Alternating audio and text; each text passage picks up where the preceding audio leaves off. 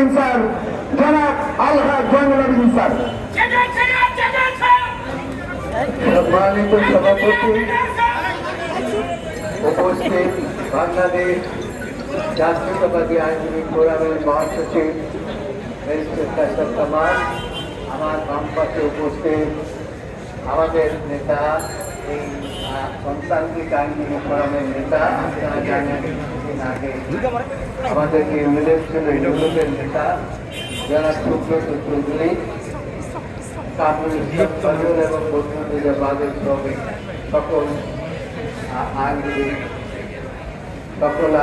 ভাই ও বোনেরা, আসসালামু আলাইকুম। বক্তব্য মোটামুটি ভাবে আপনাদের সামনে এসে গেছে। আমাদের জাতীয়তাবাদী আইনজীবী ফোরামের মহাসচিব বিস্তারিতভাবে বলেছে কেন আজকে এই আন্দোলন। আমাদের দাদা বলেছেন সরকারকে উদ্দেশ্য করে, এই সরকার কোন নির্বাচিত সরকার নয়, এই সরকার হচ্ছে একটা অন্তর্বর্তীকালীন সরকার। এই সরকারও যদি হাসিনার মতো বিচার বিভাগকে করায়ত্ত করার চেষ্টা করে, তাহলে বাংলাদেশের আইনজীবীরা ধরে বসে থাকবে না। আইনজীবীরা অতীত অন্যায়ের বিরুদ্ধে প্রতিবাদ করেছে, আজকেও করে যাবে। এখন মূল বক্তব্য হচ্ছে মাননীয় প্রধান বিচারপতির উদ্দেশ্যে বলতে চাই। মাননীয় প্রধান বিচারপতি সৈয়দ রেফাত আহমেদ, আপনার উদ্দেশ্যে বলতে চাই, আমরা কিন্তু আপনার বিরুদ্ধে নই। আপনি বিচার বিভাগকে স্বাধীন করতে চাচ্ছেন, আমরা তার পক্ষে। এক্সিকিউটিভের পক্ষ থেকে আপনি বিচার বিভাগকে স্বাধীন করতে চাচ্ছেন, আমরা তার পক্ষে, আমরা আপনার পক্ষে। কিন্তু আপনি আপনার ক্ষমতাকে যদি খর্ব করেন নিজে, তাহলে এটা আমরা কোনো অবস্থাতে মেনে নিতে পারি না। বাংলাদেশের প্রধান বিচারপতি সংবিধান বোঝেন, সংবিধান জানেন। ওই কয়েকজন ব্যক্তি যারা ওখানে বসে আছে, যারা সংবিধানকে উঠতে ফেলতে চায়, যারা সংবিধান মানে না, তাদের সাথে আপনি পুরো অবস্থাতে একাত্মতা প্রকাশ করতে পারেন না। আমি সাংবাদিকদের উদ্দেশ্যে আমি বিচারপতি নিয়োগের ধারাটা সংবিধানে যা আছে, এই ধারা 95(1) আপনারা মনে রাখবেন এবং শুনে রাখবেন। প্রধান বিচারপতি রাষ্ট্রপতি কর্তৃক নিযুক্ত হবে এবং প্রধান বিচারপতির সহিত পরামর্শ করিয়া কোন অবস্থাতেই তার পরামর্শ ছাড়া হবে না।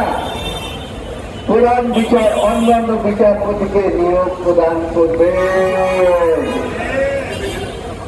কিন্তু এই যে একটা অভিযান করেছেন, এইটা এই সংবিধানের কোন ধারায় করেছেন?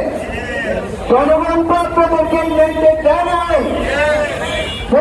সরকার এইভাবে করে তারা চেয়েছিল বিচার বিভাগকে পরিচালনা করবে, কিন্তু শেষ পর্যন্ত তাদেরকে বিদায় দিতে হলো।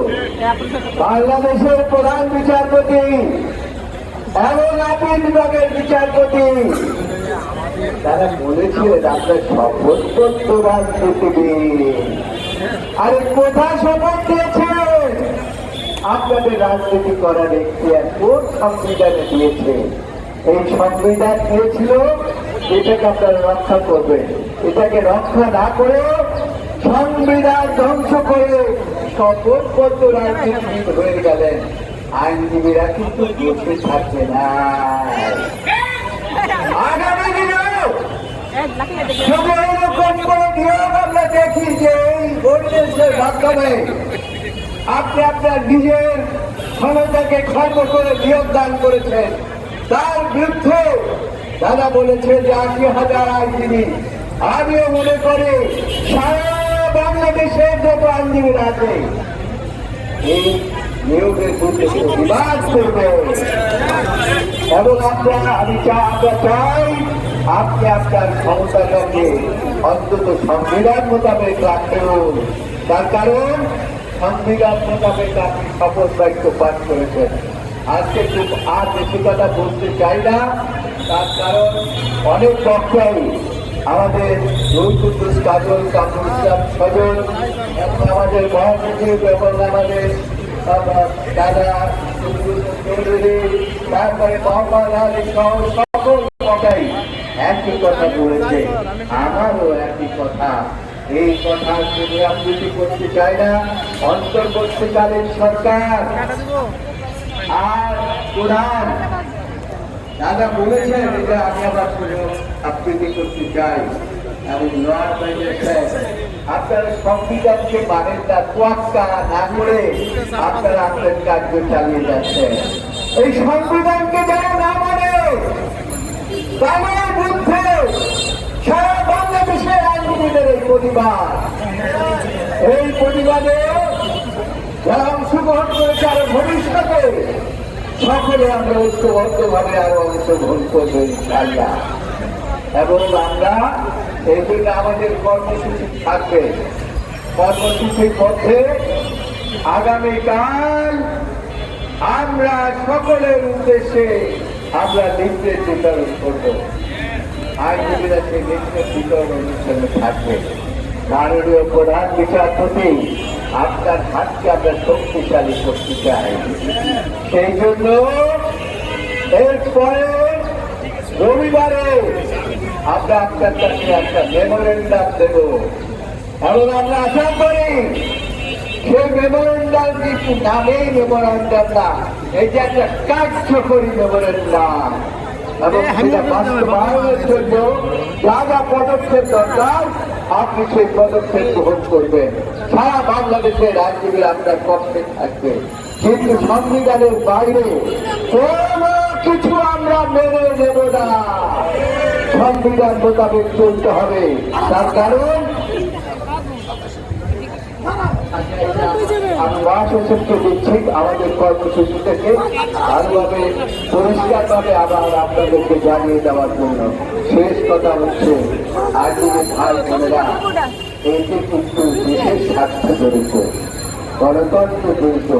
ব্যক্তিগত স্বার্থের কথা কেউ চিন্তা করবেন না, দেশের কথা চিন্তা করে আমাদেরকে আগাতে হবে। আমরা এদেশের বিবেক, এই আইনজীবীরা কিন্তু দীর্ঘ 17 বছর সংগ্রাম করেছে। আমি আগেও বলেছি, এখনো বলি, তারা অনেক মার খেয়েছে, তারপরেও ফ্যাসিস্ট সরকারের বিরুদ্ধে আন্দোলন করেছে। আবার যদি ফ্যাসিস্ট সরকারের সেই সমস্ত কর্মকাণ্ড আবার কেউ চালাতে চায়, তাহলে আইনজীবীরা ঘরে বসে থাকবে না ইনশাআল্লাহ। এই কথা বলে আমি আপনাদেরকে আরেকবার ধন্যবাদ দিয়ে, আমি সকলকে ধন্যবাদ দিয়ে, এবং আমি মনে করি এরপরে আবার আমরা বৃহত্তর যে কর্মসূচি দেব, সেই কর্মসূচিতে আপনারা ব্যাপকভাবে আরো অংশগ্রহণ করবেন এই আহ্বান জানিয়ে আমি আমার বক্তব্য শেষ করছি। এই কর্মসূচিটা যেটা আমি বলেছি যে আবার আমাদের সম্মানিত মহাসচিবটা বিস্তারিতভাবে আবার আপনাদেরকে বলবেন। প্রিয় বন্ধুরা, আমাদের কর্মসূচির মধ্যে আগামীকাল লিফলেট বিতরণ সুপ্রিম কোর্টের প্রত্যেক আইনজীবী, বিজ্ঞ আইনজীবী ভাই বোনদের কাছে। আগামী রবিবার আমরা আইনজীবীরা মাননীয় প্রধান বিচারপতি মহোদয়ের কাছে একটা মেমোরেন্ডাম দেব আমাদের এই দাবি নিয়ে। ধন্যবাদ।